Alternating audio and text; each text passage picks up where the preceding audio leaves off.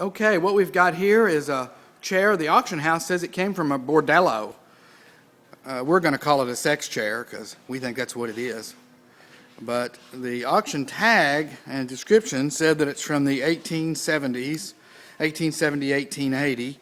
We feel like the auctions tend to embellish the age of items, and so we're questioning actually how old or how new this chair might be. As you can see, though, it looks pretty much like just a regular chair. You could put that in your living room. You probably wouldn't get a lot of comments from anybody. Although there are features of the chair that do look old, and it seems old, there are clearly features that don't look very old. In particular, these chromed grab rails on the side. They look quite modern.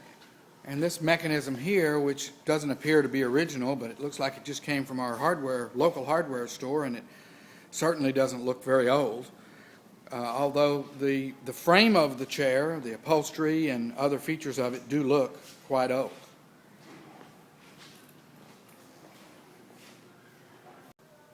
The curator here at the museum, Rodney, is going to help us demonstrate the chair. Rodney, so could you show us how it turns from a regular chair into a sex chair, if you will? There's a latch on the side there. Rodney, let's see where that latch is. Show us that latch that you just worked. And that allows that top part to go up. Just a second, Rodney. Okay. After folding that top part up, then the next step would be to unlatch these, I guess you would call these stirrups. Is that what you'd think those would be called, like off an OB/GYN chair? Yes. Okay. And those would fold out.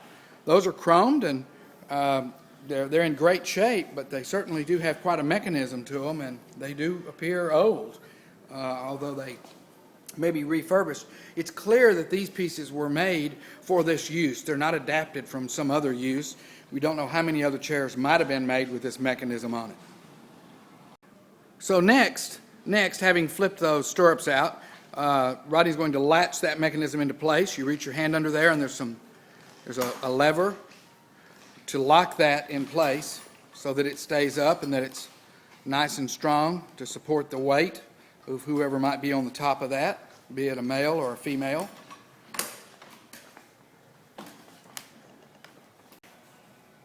Next, there's a tray underneath the table there. Rodney's going to show you how it pulls out. And, it looks pretty discreet and doesn't really amount to very much. It looks like the way it's designed with the chair, but it pulls out. And, of course, ultimately, it's going to become a knee rest or a foot rest. The mechanism is somewhat clunky. So this tray that you pull out has this lid on it, and I guess this compartment where you could keep whatever items you wanted to keep that were related to the use of the chair. Okay, he pulled it a little too far a while ago, and as you can see, it kind of popped out too far. Now it's pushed, it's mounted back on the chair. It just has some slides, and it just kind of sticks out there. And then there's a rest, Rodney, that comes up, yes. A foot rest or a knee rest. Yeah, okay, so that's pretty cool. Okay, and we've got the knee pad down or whatever, and so Rodney, will you show us how the top adjusts now? There's an adjustment here so that this can be tilted up. And I guess it's got different little settings on it, little teeth so that it can come up to the height you want it at.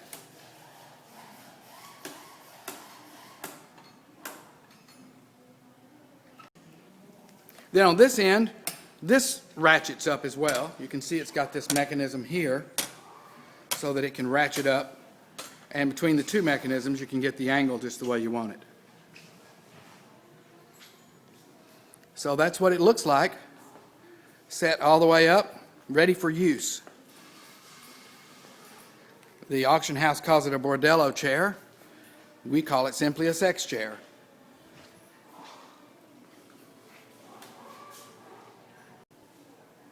Okay, now we're going to fold her all back up. Remember, it's a little old and a little bit clunky. We've been kind of practicing, hoping we could fold it all back up and fold it out, make the show nice and neat. Rodney's folded the stirrups up. Now he's taking the step out. It goes all the way back underneath the chair. Now he's going to undo the latch for the top.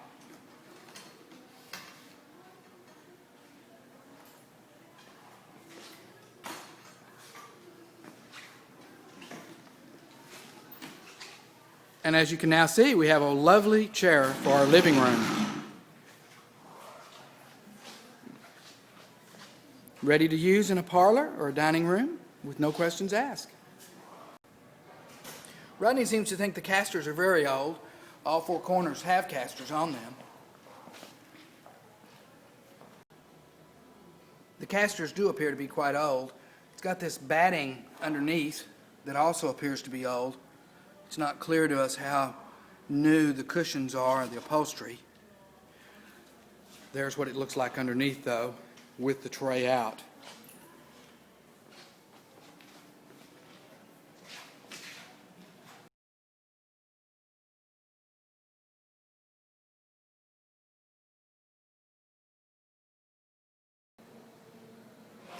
We would love to know more about the chair, how many others were produced, who produced it, where it was produced.